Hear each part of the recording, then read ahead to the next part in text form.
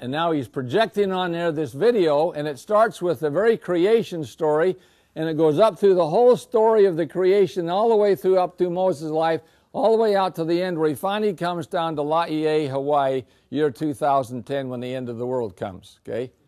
And he watches this little Zion community be raised up, those who are righteous enough, and a dreadful day for those who aren't, while they're out surfing, those that get taken and are wiped out, okay?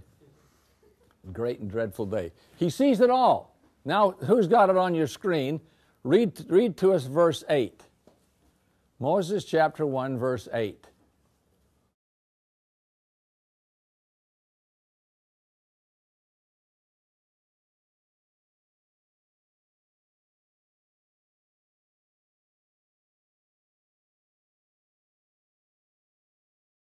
Okay, now listen very carefully.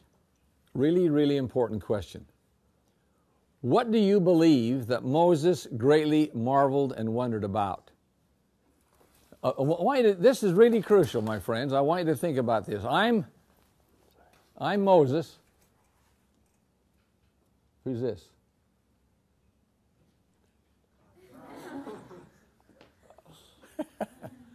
Am I answering that? I'm sorry. No, that's okay. They got it. They're not slow. You know, you don't have to answer all the questions, okay? Moses and God, okay? And I'm sitting here watching this video that God's made, and I'm an old man. I've been herding sheep. I'm kind of tired. And then I sit there and I'm starting to say, you know what? This is really something. There must be more to this than this. Why would God take time out of his day to come down here as an old sheep herder just because I made the trek up the mountain and show me this video? So I'm wondering about this. And as I am, what am I really thinking? What am I really wondering about? I would say love, God's love. Okay, that's good. What else? I know that what is said in the book about that God created man in his image, didn't he? In the image of God created he him. Male and female created him, right? I know the story. I've read all about that. I've been going to church and watching this story unfold for a long time. But all of a sudden, on top of that mountain, what really became the reality? What really became the real driving force that I really wondered about and said to myself, uh-oh, so what?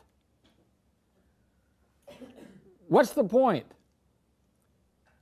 I'm sitting here now and I all of a sudden identify the fact that God in reality has made me to be like him. Now I'm saying to myself, now, so what, Ritchie? Moses, put that video in your bucket and think about it for a minute. Why does he show me the video of what he's done with his life? Is he trying to show off? Does that make any sense at all? Is there any need for God to brag about his creations? That's absurd, isn't it? Why then is he showing me, an old man, his creation video? He's showing me, thank you, by the way. You're welcome. He's showing me what man can do, what man can become, isn't he? He's showing me a vision of my potential.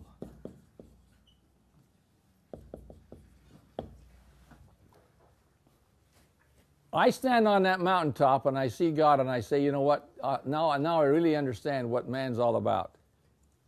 Now, quickly, what happens to Moses when God leaves? Where does Moses go? He goes back off the mountain, back into the what? The world?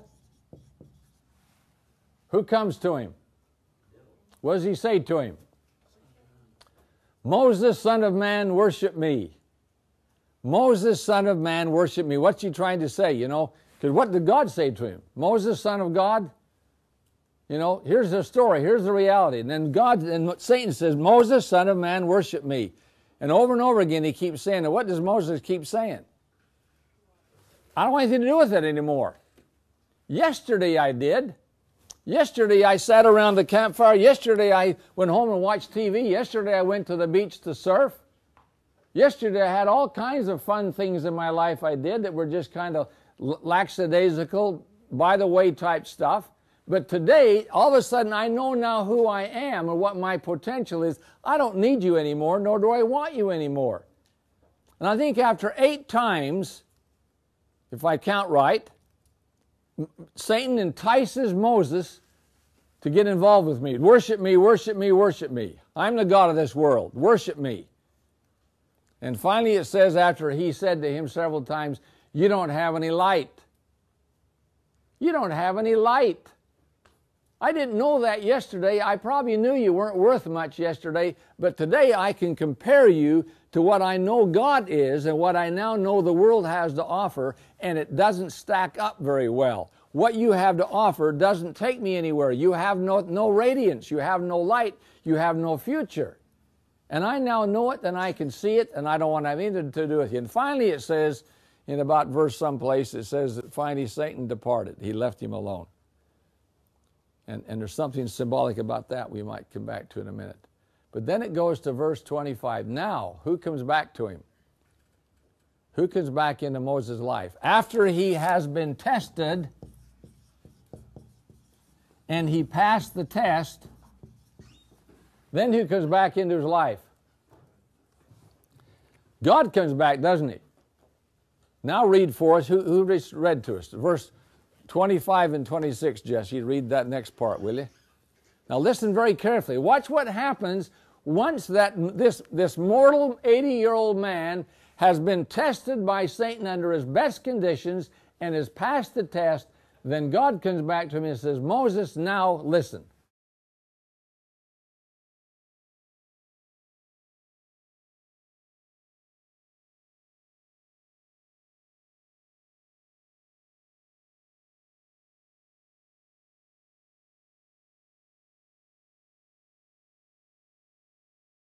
What's Moses going to go do? What's he going to go do? He's going to go and become a what? A leader to deliver his people from what? Moses is going to become a leader, and the people are going to listen to him as if he were God. And he will separate oceans and rivers of waters, and he will do all kinds of marvelous things. He'll tap his wand on the rocks, and water will flow, and manna will come from heaven, and all kinds of great miracles will happen because this man, who had been a sheep herder over here, had one simple lesson in humanity of who he really was. When he discovered who he really was and had passed the test, the Lord could use him. Now, let me just ask you a question. Yes or no? This lesson has absolutely nothing to do with you. True or false? If every one of you in this room and every one of your peers knew this story, if you really understood this story, it would change significantly your life.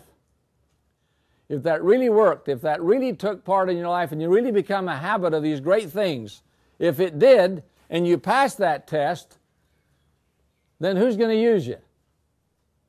Where are the opportunities you're going to have the rest of your life to go to the Egypts of life to become leaders in the kingdom? But he can't use you if he can't trust you. If he doesn't really know who you are, if you really croak in the crisis, when it gets to be the tough times, when you get tempted between the beach and the scriptures, if one of those wins all the time, he can't use you as he would like to use you.